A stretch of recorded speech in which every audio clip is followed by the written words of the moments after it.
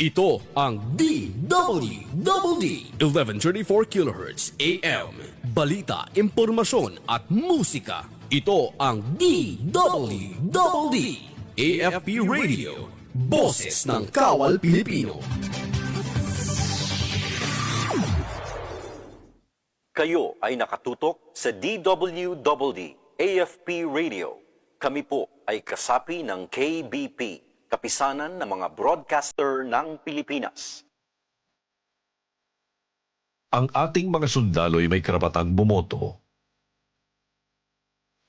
Saan man sila nakadeploy sa panahon ng halalan. Sa pamamagitan ng local absentee voting, maaari silang bumoto ng maaga para sa mga national candidates at party list groups. Upang patuloy nilang magampanan ang tungkulin sa pagpapanatili ng kaayusan at seguridad sa halalan. Gaya ng ating mga sundalo, ang bawat Pilipino ay may tungkulin at karapatang bumoto. Kaya maging matalino. Dahil nakasanalay sa desisyon mo ang kinabukasan ng bayang ito.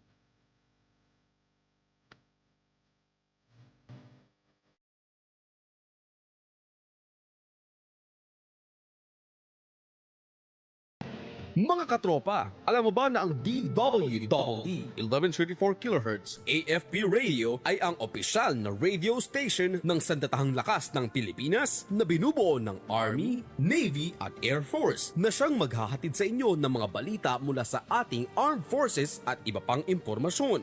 Mga katropa, hanapin at ilike kami sa Facebook, Twitter at YouTube. DWDD AFP Radio, ang boses ng Kawal Pilipino.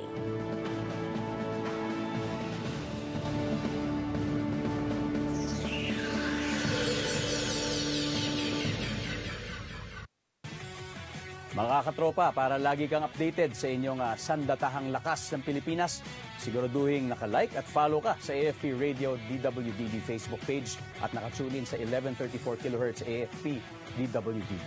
At panoorin ang weekly documentary program ng AFP Radio na Ang Inyong Kawal, Sabado alas 8 ng gabi. Simulcast po ito sa Inyong Kawal Facebook at YouTube channel. And keep up the good work sa team. Ayan, Media and Civil Affairs Group, CRS-AFP, maraming salamat po sa inyo.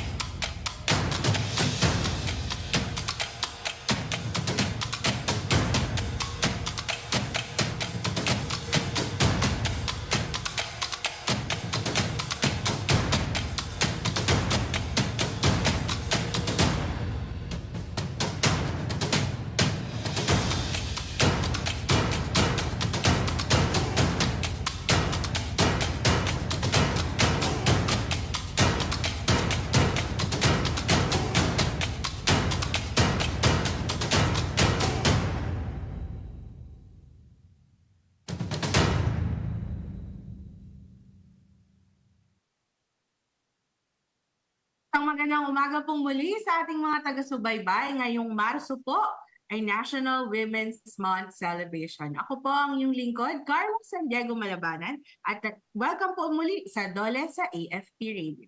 Ako naman po si Tim Laderas at kami ang inyong makakasama para talakayin ang mga napapanahong balita at mga mahalagang impormasyon tungkol sa paggawa at panghanap buhay sa ating bansa. Yan. Shout out muna tayo, Sir Tim, sa ating mga taga-subaybay na laging nanonood sa atin at nakikinig sa kanilang mga radyo, DWDD 1134 kHz. At syempre yung mga viewers natin, Sir Tim, nandyan sa ating Dole Facebook page, pati na rin sa AFP Radio DWDD official Facebook pages. I-like, mag-comment at huwag kalimutang i-share ang ating episode para mas marami pang kamanggagawa at namumuhunan ang maabot ng ating programa. Ayan. So, again, Sir Tim, no, at magandang umaga sa ating mga kamanggagawa. Magandang Yes. umaga, Sir Tim. Good morning din. no? Yes, at nabanggit ko nga kanina, Sir Tim, no, na ngayong buwan ng Marso ay National Women's Month celebration. Kaya naman binabati natin, Sir Tim, at binibigyang pugay din natin yung ating mga mga kababaihan, lalo na yung ating mga babaeng manggagawa. Ayan. At dahil Yes, Carla, tama yan. At dahil nga sineselebrate natin ang National Women's Month ngayong buwan, yan ang pag-uusapan natin maya-maya lamang sa ikalawang bahagi ng ating programa, kung saan pag-uusapan natin yung mga programa para sa selebrasyon ngayong taon ng Buwan ng Kababaihan. At syempre, Ma'am Carla, ito yung talagang inaabangan. Ano ba yung mga benepisyong maaaring matanggap ninyong mga babaeng manggagawa? Oo, manggagawa din naman kasi ako. So talagang aabangan ko yung ating usapan na yan. Actually, Sir Tim, lagi naman natin itong patuloy yung ating awareness program pagdating dito. Pero ayun, bahagi nga nung ating pakikiisa sa National Women's Month celebration. Yan ang pag-uusapan natin ngayong araw. At makakasama nga natin, Sir Tim, maya-maya lang, yung ating kasamahan mula sa DOLE Bureau of Workers with Special Concerns, si Senior Labor and Employment Officer Jonaline Kalipay. At pag-uusapan nga natin, ano-ano ba yung mga nabanggit mo nga, no, na mga benepisyo na dapat nakukuha ng ating mga kamanggagawang kababaihan. Pati na rin yung detalye kung ano ba yung hinahanda or ginawa na natin ngayong National Women's Month celebration. Ayan. Bago yan, good news muna tayo. Good news muna tayo mula sa Lambak ng Cagayan. Higit 100 PDL sa Cagayan na tulungan ng DOLE. Upang tulungang magkaroon ng ikabubuhay ang mga persons deprived of liberty o PDLs sa Cagayan, nasa 103 inmates ng Lalo Municipal Jail ang napabilang sa Emergency Employment Program ng Department of Labor and Employment sa ilalim ng programa nitong Tulong Panghanap Buhay sa ating disadvantaged workers o mas kilala bilang TUPAD. Sa pakikipag-ugnayan ng DOLE Cagayan at ng Bureau of Jail Management and Penology, natulungan ang mga nasa piitang magkaroon ng trabaho sa pamamagitan ng paglilinis, pagtatanim at pagpapalago ng vegetable garden sa loob ng pasilidad.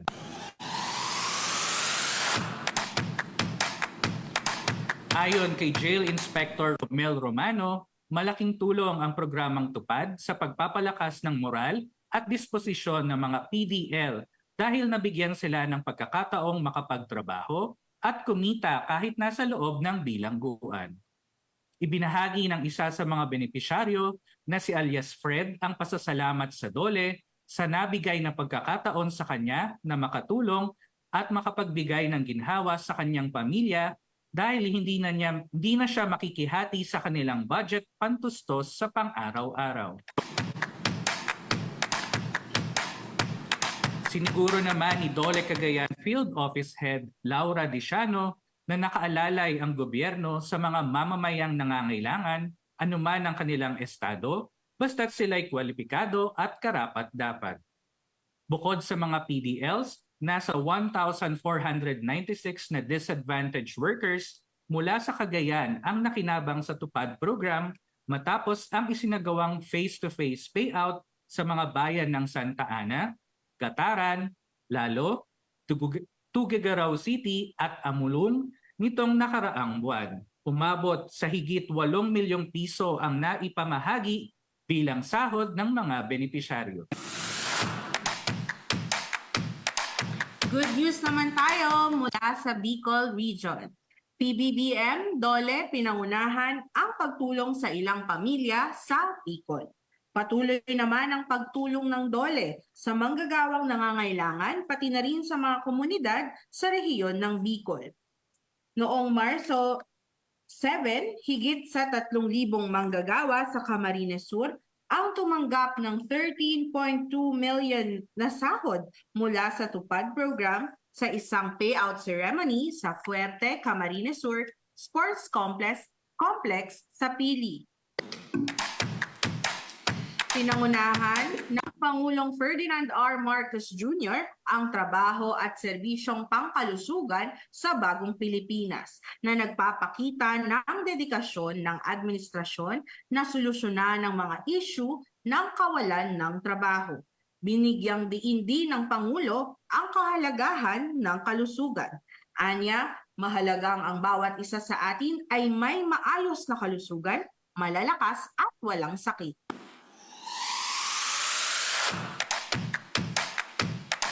Ang mga benepisyaryo ng programa ay nagpahayag ng kanilang pasasalamat tulad ni Michelle Recania, isang ina na may 3 anak na nagsabing nakatulong sa kanyang tupad para sa kanilang paminsang gastos. Si Alan Sopot naman, isang amang may 7 anak at may kapansanan, ay nagpasalamat din sa programa dahil nakakatulong ito sa pagpapakain sa kanyang pamilya.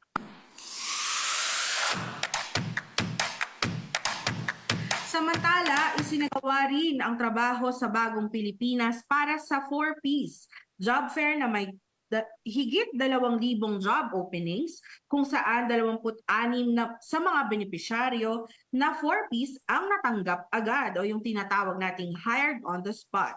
Habang 26 din ang malapit ng ma-hire at 74 naman ang nakapasa na sa mga kwalifikasyon. Pinangunahan ito ng DOLE at ng DSWD. Ipinahayag ni Secretary Bienvenido E. Laguesma ang kahalagahan ng pagtutulungan ng gobyerno sa ilalim ng administrasyon ni Pangulong Marcos. Anya, ang kaganapang ito ay nagpapakita ng sama-samang aksyon upang mapabuti ang buhay ng mga benepisyaryo ng 4Ps at maging produktibong miyembro ng lipunan. Nagbigay din ng iba't ibang serbisyo sa mga lumahok sa event ang ilang opisina ng pamahalaan tulad ng NBI, BIR, PhilHealth, Pag-ibig, SSS, TESDA at PSA. Magandang balita naman tayo mula sa Eastern Visayas Region. PBBM pinangunahan ang pagbibigay ng higit 7 milyong tulong sa kabuhayan at trabaho sa Samar. Namahagi ang DOLE Eastern Visayas ng higit kumulang 7 milyong piso para sa kabuhayan at tulong sa trabaho sa pamamagitan ng trabaho at serbisyong pangkalusugan sa bagong Pilipinas na ginanap sa Old Manunca Gymnasium, Barangay Old Manunca sa Santa Rita, Samar.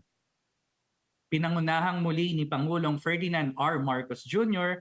ang kaganapan na nagbigay diin sa mga programa at serbisyo ng Department of Labor and Employment, Department of Social Welfare and Development, Department of Health at Department of Agriculture. Kasama ng Pangulo si DOLE Secretary Bienvenido E. Laguesma upang pangunahan ang payout ng tupad at pamamahagi ng livelihood grants sa mga benepisyaryo. Kasama niya rin si Undersecretary Benjo Santos M. Benavides at DOLE Eastern Visayas Regional Director Attorney Dax V. Villaruel. Sa pamamagitan ng DOLE Summer Field Office, higit 1,000 benepisyaryo mula sa Santa Rita ang tumanggap ng sahod na umabot sa higit 4 na milyong piso para sa kanilang 10 araw na emergency employment sa ilalim ng TUPAD program. Ang LGU Villarreal Summer naman ay tumanggap ng livelihood grant ng higit kumulang 2 milyong piso para sa mga proyekto ng 97 marginalized na mga magsasaka at mangingisda tulad ng pagpapalaki ng baka, pangingisda ng tahong, manukan at pagbibigay ng kagamitan sa pangingisda.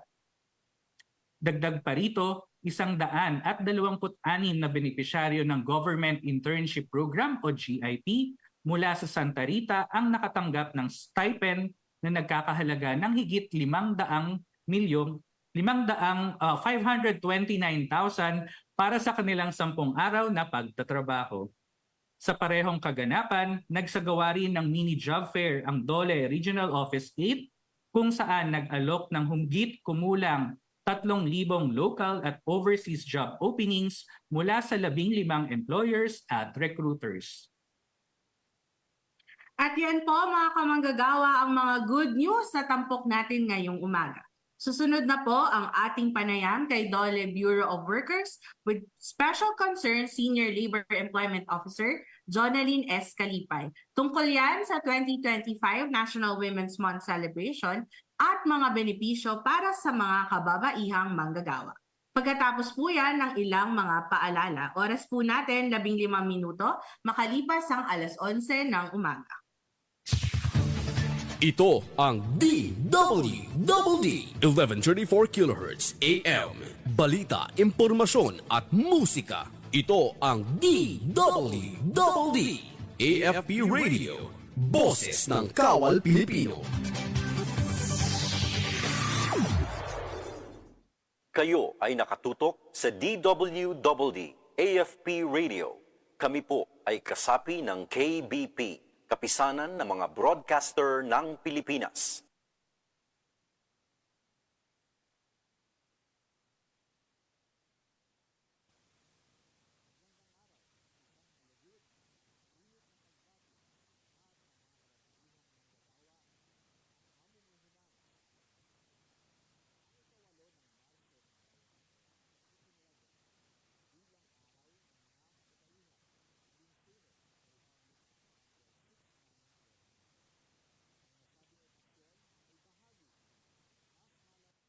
Binibigyan ka ba ng maternity leave, special leave benefit, maternity leave at iba pang leave benefits? Meron ba kayong mga orientation sa mga paksang patungkol sa nutrisyon at kalusugan? O di kaya yung mga healthcare benefits? Nagsasagawa ba kayo ng mga sports fest, family day at iba pang halintulad ng mga aktibidad? Kung oo ang sagot mo rito, pwede kayong magkaroon ng Family Welfare Program o FWP. Ang FWP ay isang advocacy program ng Department of Labor and Employment na naglalayong mapabuti ang buhay ng mga manggagawa tungo sa pagkakaroon ng work-life balance. Isinusulong ng FWP ang pagbibigay ng mga non-wage benefits sa mga manggagawa na nakakategorya sa 10 dimensyon. Isa sa mga dimensyon na ito ay ang gender equality na nagsusulong ng mga programa at pulisiya na naglalayong mapaunlad ng pagkakapantay-pantay sa loob ng establishmento. Kasali na rito ang mga pulisiyang naglalayong isulong ang karapatan at kapakanan ng mga kababaihan tulad ng pagbabawal na i-discriminate o tanggalin ang manggagawa sa kadahilan ng pagbubuntis o pag-aasawa, pagprotekta mula sa anumang klase ng karahasan sa establishmento, pagbibigay ng nararapat na oras at lugar para sa mga nagpapasusong manggagawa at kliyente, pagbibigay ng mga leave benefits sa mga kababaihang manggagawa ayon sa pangangailangan tulad ng maternity leave, special leave benefit, 10-day vowsy leave at iba pa. Ilan lamang ito sa mga pulisiya na maaaring isulong sa ilalim ng gender equality. Pero ang pagkakaroon nito ay maghahatid ng samut-saring mga benepisyo para sa mga manggagawa at employer. Ano-ano nga bang mga benepisyo ang hatid ng FWP? Sa FWP, mas nagiging produktibo ang mga manggagawa. Siyempre, kapag produktibo ang manggagawa, mas maayos ang kalidad ng paggawa. At higit sa lahat, kapag masaya ang manggagawa, nababawasan ang mga kaso ng pagliban, pagiging late at pagbibitiw sa trabaho ng dahil sa family concerns. Layunin ng programa na mas mapabuti ang kalagayan ng mga manggagawa para makamit nila ang work-life balance. Sa FWP, produktibo ang manggagawa, masaya ang pamilya at maayos ang pinagtatrabahuan. Dahil kami sa DOLE ay naniniwala na ito'y hindi lamang trabaho, kundi disente at produktibong paggawa. Para sa iba pang mga katanungan, maaaring magtungo sa pinakamalapit na tanggapan ng DOLE. Alamin ang mga mainit na balita mula sa ating Armed Forces. Tumutok sa 1134 kHz AM sa inyong mga radyo at manood online. I-like at i-share ang AFP Radio DWDD Facebook page. Ito ang DWDD Armed Forces Radio, ang boses ng Kawal Pilipino. Nagbabalik po tayo sa programang Dole sa AFP Radio. Binibigyan pugay po natin ang mahalagang gampanin at kontribusyon ng lahat ng kababaihan, kasama na nga dyan ang ating mga kapwa babaeng kamanggagawa ngayong National Women's Month. Kaya ngayong umaga, pag-uusapan natin ang mga benepisyo para sa kababaihang manggagawa, pati na rin ang mga inihanda o isinagawa ng DOLE kaugnay ng National Women's Month celebration ngayong taon. Kasama po natin ngayong umaga, DOLE Bureau of Workers with Special Concerns, Senior Labor and Employment Officer, Jonaline S. Kalipay. Ms. Joanne, magandang umaga at welcome sa DOLE sa AFP Radio. Good morning po, Sir T, Miss Carla. Ayan, magandang umaga Miss Joanne, no? Kasi Miss Joanne, suki na natin. Yes. Pagdating sa mga kausapin sa mga women's related concerns, ayan, talagang si Miss Joanne ang ating katuwang dyan. Ayan, Miss Joanne, ayan, pag-usapan po natin, National Women's Month Celebration. Tuwing buwan po yan ng Marso bawat taon. Ano po ba yung kahalagahan nitong nasabing selebrasyon na po na to? Yung National Women's Month Celebration. At ngayon po bang taon ay ano po yung theme? Ayan, laging parang iba-iba yung theme nito kada taon. Ano po ba yung theme natin ngayong taon, Miss Joanne? Thank you po. Bago ang lahat, gusto ko munang batiin ang lahat ng Happy Women's Month. No? And mahalaga na ang celebration natin ng Women's Month dahil ito ay nagbibigay pansin, no? At pagkilala sa mga kontribusyon ng kababaihan sa ating lipunan, no? Pati na rin dun sa patuloy na pakikibakan nila para sa pantay-pantay na karapatan, no? At oportunidad. No? Ngayong taon, ang pagdiriwang ng Women's Month ay may sub-theme na babae sa lahat ng sektor, aangat ang bukas sa bagong Pilipinas. No? Pinangunahan ito ng Philippine Commission on Women. No? Pinagtitibay ng advokasya nito na i-implement ang RA 9710 o Magna Carta of Women, no, para ma-empower natin ang ating mga kababaihan, isulong ang gender equality at siguraduhin na rin na may pantay na access, no, sa ating mga resources pati na rin sa mga opportunities. Ayun. Nabanggit ni Ma'am Joanne, Ma'am Carla, na isa sa mga layunin ng National Women's Month celebration yung patuloy na pakikibaka sa karapatan at oportunidad. Gaano naman po karami, Ma'am Joanne, yung mga kababaihang manggagawa sa bansa at ito yung related dito sa katanungan, ano rin ba yung mga pangunahing issue na kinakaharap ng mga kababaihang manggagawa pagdating sa aspeto ng empleyo at hanap buhay, Ma'am Joanne? Batay dun sa resulta ng ating Labor Force Survey ng Philippine Statistics Authority, as of December 24, 2024, ang mga kababaihang employed ay tinatayang nasa 20.9 million. No? Yung mga pangunahing issue nila, ang naging reference natin dito ay yung JEWE Plan 2019 to 2025, kung saan kabilang sa mga pangunahing issue na kinakaharap ng ating mga kababaihang manggagawa ay unang-una, of course, mababang partisipasyon sa labor market, no? Diskriminasyon sa mundo ng paggawa, kakulangan ng sapat na representasyon ng kababaihan sa mga organisasyon ng paggawa o pati na rin sa mga pribadong sektor, kakulangan ng sapat na social protection para sa mga kababaihan na nasa vulnerable situation. No? So iilan lamang ito sa mga nabanggit na issue, mga gender issues doon sa dokumentong iyon. No? At yun din ang mga patuloy nating ina-address dito sa kagawaran natin. So medyo marami pa din, no, yung mga issues kahit patuloy tayo na gumagawa ng mga iba't ibang activities para ma-address nga yung mga issues na nabanggit. At ayan, related naman yon sa ating next question, Ms. Joanne. Paano naman po natin tinutugunan bilang Department of Labor and Employment yung mga nabanggit niyo pong iba't ibang mga issue na kinakaharap ng ating mga kababaihang manggagawa, at paano rin po para masiguro na sila po ay sakop ng ating mga iba't ibang programa at serbisyo dito sa DOLE, ma'am? So, ang Department of Labor and Employment ay nagbuo ng Gender and Development Agenda sa taong 2024 to 2028, kung saan nakapaloob sa mga ang mga hakbang upang i-address at solusyonan ang mga nabanggit na issue, no? Sa larangan ng employment, sa labor standards and labor relation, pati na rin sa social protection, no? Bilang tugon dun sa mga gender issues sa JEWE Plan.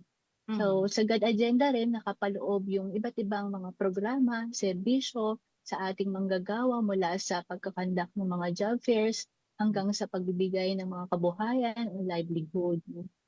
So doon mas komprehensibong plano ng pag-address sa mga gender issues na ito. Ayan. So nakalagay na doon, no, Sir T, Miss Joanne, sa ating GAD agenda kung paano natin tinutugunan, no, Miss Joanne, yung ating mga pangangailangan ng kababaihan Yes po. sa iba't ibang programa at serbisyo natin. Kumbaga naka-incorporate na siya. Integrated na siya doon sa through the GAD agenda. Ayun. At syempre nabanggit nga yung GAD agenda, sigurado tayo na yung susunod nating katanungan ay parte ng mga programa sa ilalim ng GAD agenda. Sa pagdiriwang naman ngayong buwan ng kababaihan, Ma'am Joanne, ano naman po yung mga programa at serbisyo yung maaaring asahan pa ng ating mga kababaihang manggagawa at namumuhunan ngayon yung Women's Month celebration, Ma'am Joanne?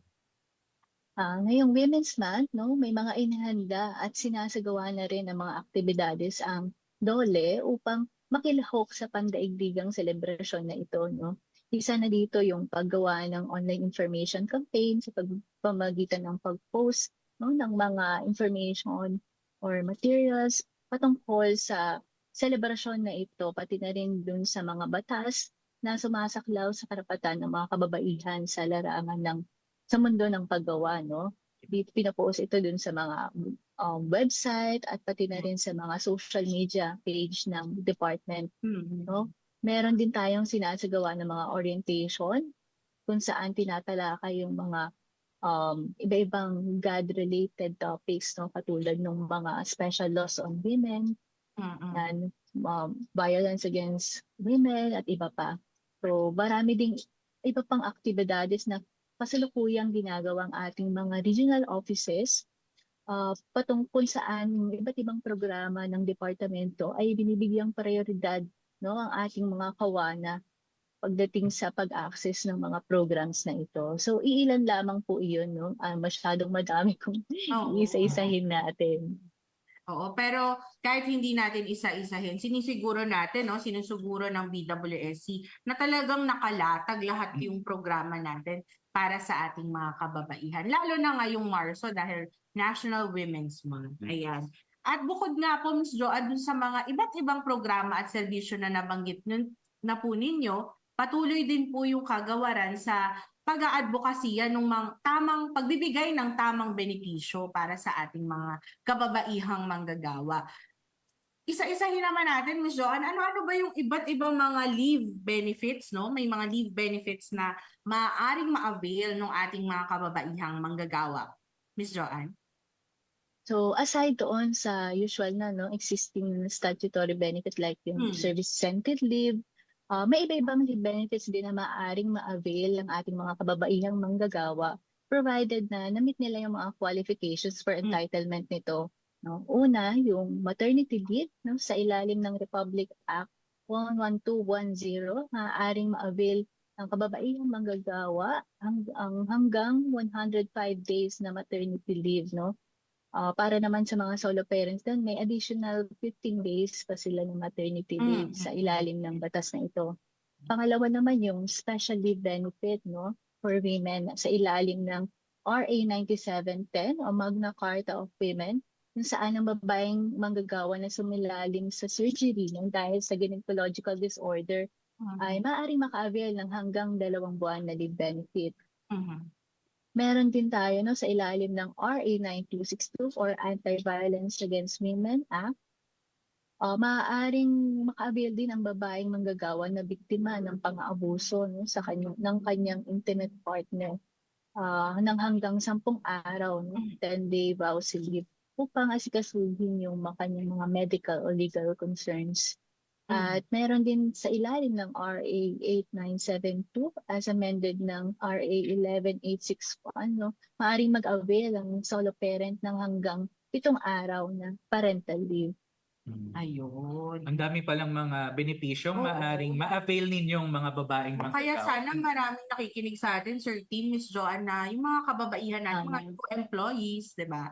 Hindi pa sila masyado, kung nabigyan na sila ng orientation ng kanilang mga HR. Yes, at para nga mas mabigyang pansin o mabigyan natin ng kalinawan yung mga nabanggit na women-related leave benefits, Ma'am Joanne, unahin po muna natin pag-usapan yung extended maternity leave o yung tinatawag na EML. Sino po ba yung pwedeng makagamit nito? Ano rin ba yung mga kondisyon para makapag-avail? At ano rin pong mga benepisyo ang makukuha dito ng ating mga babaeng manggagawa, Ma'am Joanne? Yung EML, yung expanded maternity leave ay maaaring magamit ng mga babaeng manggagawa na nagdadalang tao, no? Maaaring sa pribado o sa pampublikong sektor. O kasama rin dito yung mga babaeng manggagawa na nagkaroon ng miscarriage or emergency termination, no? So upang maka-avail ng EML, no, kailangan na-meet niya muna yung iba-ibang kondisyon, no? Una, of course, dapat ang manggagawa ay may sapat na bilang ng kontribusyon sa SSS, no, para sa kanyang maternity benefits, no. Saad sa batas natin, at least 3 monthly contributions in the year preceding the semester of childbirth, no, miscarriage o kaya emergency termination, no, dapat nakatatlo siya. Dapat rin ay na-notify niya yung kanyang employer patungkol sa kanyang pagbubuntis at pati na rin yung posibleng araw ng kapanganakan niya, no? Ano ba yung mga benepisyo na makukuha ng manggagawa, no, para sa live childbirth? Katulad nung nabanggit kanina, pwedeng siyang avail ng hanggang 105 days na leave with full pay, no, for solo parent. As mentioned din kanina, no, may additional 15 days din sila na leave. Under din sa batas na to, pwede ring mag-allocate ng hanggang 7 araw, no, sa ama ng bata o kaya sa alternate caregiver o maging sa current partner ng empleyado, no. Para naman sa kung ito naman ay miscarriage or emergency termination, pwedeng maka-avail ang empleyado ng hanggang 60 days leave with full pay. Ayan. Para makapagpahinga din, di ba? Yes. Ating mga mommies. Ayan. Ayan. Nabanggit niyo din po kanina, Miss Joanne, yung ating tinatawag na VAUSI leave. Ito napaka-importante nitong leave na to kasi aminin man natin o hindi, ay talagang meron pa rin tayong mga kababaihan na sadly nakakaranas pa din ng violence against them. So, ito namang VAUSI leave, Miss Joanne, sino lamang po ba yung sakop nitong benepisyo na ito? At meron po bang requirements na dapat ihanda or yung process ng pag-avail na para po mapagkalooban ng leave benefit na ito? Miss Joanne. Pagdating naman sa VAUSI leave, no, sakop nito yung mga babaeng manggagawa na biktima ng VAUSI o violence against women and children o pang-aabuso sa isang babae ng kanyang intimate partner, no? Maaring asawa niya o kaya kinakasama o maging nobyo niya man lang, no? Pwede rin siyang pumasok as VAUSI kung inaabuso siya. So, ang tanging requirement lang ay para sa biktima na empleyado na magpakita na sa kanyang employer ng certification na mula galing dun sa kapitan ng barangay o kagawad ng barangay, iskal o kaya clerk ng court, depende dun sa situation, no, kung saan siya mag-file, no, para katunayan na may nakabinbin na kaso ukol sa isyong to, no. So, ang benepisyo, of course, na-mention ko kanina yung 10 araw na bayad na leave upang tugunan yung mga issue kaugnay sa mga insidente ng karahasan, no. Ang nasabing leave din ay maaari ding i-extend, no, kung kinakailangan ayon dun sa nakasaad dun sa protection order na inilabas ng barangay o korte. Isa sa mga mahalagang requirement pala dito sa pag-a-avail ng VAUSI leave, dapat may certification from barangay. Attest na merong nangyaring pang-aabuso sa ating babaeng manggagawa. At Miss Joanne, pwede dito yung mga blotter na Reports. report. Yes. So, pwede yun. Isa pa pong benepisyo na maaring ipagkaloob sa ating babaeng manggagawa ay yung tinatawag na special leave benefit for women. I think, Ma'am Carla, para to sa mga dumaan sa surgery o merong gynecological disorder. Joan kanina. Ano naman pong mga kondisyon, Ma'am Joanne, para makapag-avail nitong special leave benefit for women? At gaano din po ba katagal yung maaring magamit ng isang babaeng manggagawa, Ma'am Joanne? Bale, sa ating batas, no, mayroong tatlong kondisyon para maka-avail ng special leave benefit. No? Una, dapat ang empleyado ay nakapag-render na ng hindi bababa sa 6 na buwan na continuous aggregate employment service sa huling 12 buwan bago ang operasyon. No? So, ibig sabihin nito, dapat ang empleyado ay 1 taon na rin doon sa kumpanya. Pangalawa, siya ay nag-file ng application para sa special leave within reasonable period of time, no? Mula sa inaasahang petsa ng operasyon o sa loob ng takdang panahon, no? Depende dun sa company policy nila or collective bargaining agreement. Pangatlo, of course, dapat siya ay sumailalim sa operasyon nang dahil sa mga sakit na gynecological disorder as certified ng competent physician, no? So, ang empleyadong ito ay maaaring maka-avail ng hindi lalagpas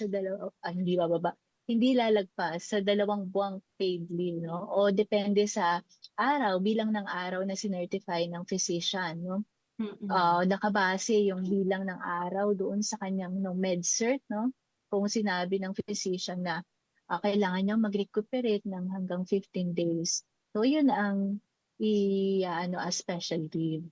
Ayun. Napakahalaga na malaman to ng ating mga kababaihan kasi minsan, 'di ba, pag kahit meron ka ng kondisyon, Miss Joanne, ayaw mong ayaw mong magpa-surgery kasi alam mo na pwede kang mag-absent. Pero meron palang leave na pwedeng i-avail yung ating mga kamanggagawang kababaihan kung kinakailangan nyo talaga. Oo, kumbaga may dedicated leave, no? Oo. Para doon sa kalagayan. Top pa to ng mga statutory leave benefits na nare-receive na po ninyo. Ayan. So, nabanggit mo din kanina, Miss Joanne, itong parental leave. So, sino naman po yung maaaring makapag-avail nito? Ano din yung mga kondisyon para ma-avail po ito ng ating mga kamanggagawa? At gaano din po ba ito katagal, Miss Joanne? Sa ilalim naman ng RA 8972 as amended ng RA 11861, maaaring mag-avail ang isang solo parent ng hanggang 7 araw na parental leave. Yung mga kondisyon nito, syempre una, dapat nakapag-render na siya ng hindi bababa sa 5 buwan na serbisyo, maging ito man ay tuloy-tuloy o putol-putol.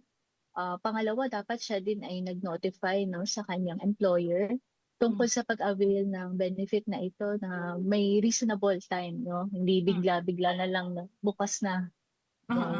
So, pangatlo, siya din ay dapat nagpakita ng valid na solo parent ID, no? Identification card. So, yun ang isa sa mga mahalagang requirement nitong leave benefit na ito. Ayan. Ang pagkakaintindi ko dito, Ma'am Carla, Ma'am Joanne, sa parental leave, pwede to sa babae o lalaking manggagawa. Tama ba, Ma'am Tama. Hindi lang sa babae lang. No? Kasi ito ay benepisyo para sa solo parent, no? Para matugunan naman niya yung mga pangangailangan ng kanyang anak, no? Maging medical man ito o sa school, iba pa.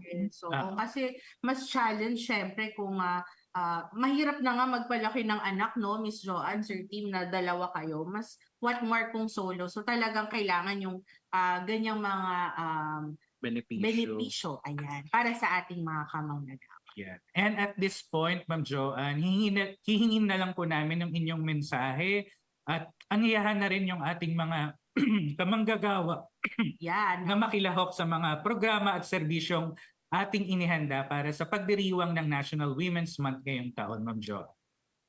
Ayan 'no. Bago ako dumako doon 'no, sa ating mensahe 'no, gusto ko lamang sabihin sa ating mga nakikinig ngayon na kung mayroon pa silang additional na katanungan 'no, puwede silang, Yes. tumawag sa Dole Hotline 1349. Maaari din silang sumangguni dun sa mga pinakamalapit na Dole Regional and Field Office 'no, or mag-visit dun sa website natin dahil may mga naka-post tayo na mga impormasyon 'no, patungkol dito sa mga batas na ito. And ayun, bago kami magtapos ngayon, no, magpapasalamat ako sa pagbibigay ng oportunidad na makapagbigay ng impormasyon patungkol sa usaping ito, no. Sabi nga nila, 'di ba, minsan ang advocacy for women ano lang sa buong Marso, pero ang pagpapalaganap o advokasiyang ito ay hindi lamang dapat natatapos 'no, sa buwan ng Marso. Bagkus dapat patuloy na ginagawa natin ito sa bawat araw. Kaya naman, hinihikayat natin ang lahat 'no, na samahan ang departamento na ipalaganap ang kamalayang ito, yung mga karapatan ng mga kababaihan upang palakasin pa 'no, yung advocacy natin on gender equality and women empowerment 'no. At inahikayat din natin ang ating manggagawa 'no, na i-avail 'no, ang ating mga programa sa Department of Labor and Employment kasi in the first place naman ay ginawa itong mga programang ito upang mapaunlad 'no, ang pamumuhay ng ating mga manggagawa. So, yun lamang po, Sir Tim, Miss Carla, maraming salamat. Ayan. Maraming salamat po, Miss Jonalyn Kalipay ng BWSC. Ayan. Ma'am, nais din po namin ipaabot yung aming taus-pusong pasasalamat syempre kay BWSC OIC Director Lailani Reynoso. Ayan. Thank you po, ma'am, sa pagpapaunlak po sa aming imbitasyon sa BWSC. And more power po sa inyo, Miss Joanne, dyan sa Women's Division at syempre sa buong BWSC. Stay safe, Ma'am Joanne. Thank you very much. At narinig po ninyo mga kamanggagawa si Ms. Jonalyn Kalipay, Senior Labor and Employment Officer ng Women Workers Development Division ng DOLE Bureau of Workers with Special Concerns.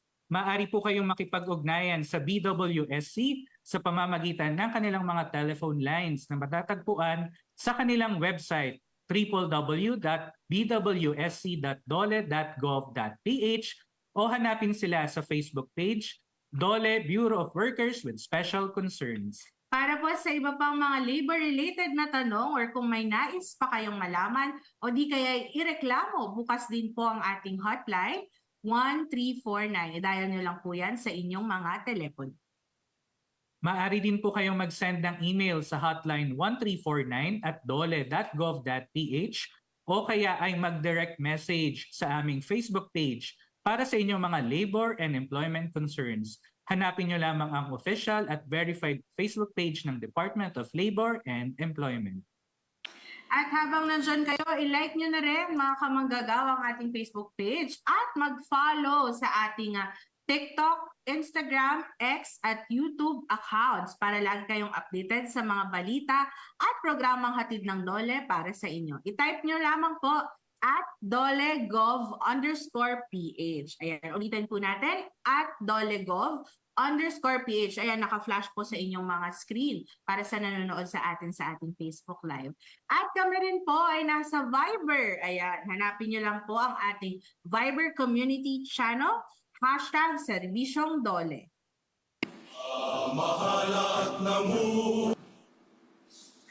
At isa na naman pong episode ng ating napagsamahan mga kamanggagawa. Sa susunod na episode, abangan kung anong DOLE program ang ating tatalakayin dito sa ating programa. Sa ngalan ng aming mga kasamahan dito sa DOLE Information and Publication Service at sa tulong ng ating mga katropa sa Armed Forces of the Philippines Radio, ako pong muli si Tim Laderas. Ako naman po, Carla San Diego Malabanan, binabati po nating muli ang ating mga kababaihang manggagawa ng Happy Women's Month. Ayan. At tutok lang po ulit kayo sa susunod na nating episode para sa iba pang mga serbisyong hatid ng DOLE sa bawat manggagawang Pilipino. Dito lamang yan sa DOLE sa AFP Radio.